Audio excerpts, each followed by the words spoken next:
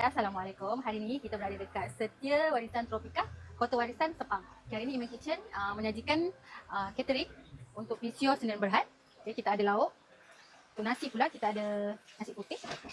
Kita ada nasi minyak. Kita sediakan pinggan mangkuk, sudu garpu, tisu. Okay, kita ada daging hitam Palembang. Kita ada ayam masak merah. Kita ada sambal belacan. Ini wajib ada Okey, kita ada sayur Jawa. Kita ada dalca sayur.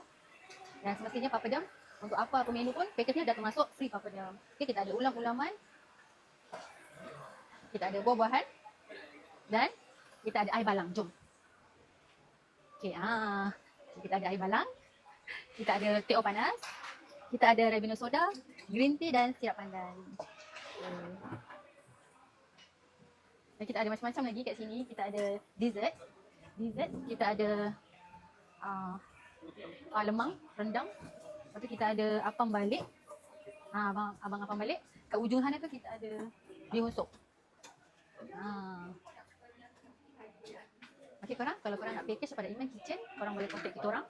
Korang cover dekat area Selangor, Shah Alam, Kelang, kat semua kawasan dekat area Selangor. Okey. Bye.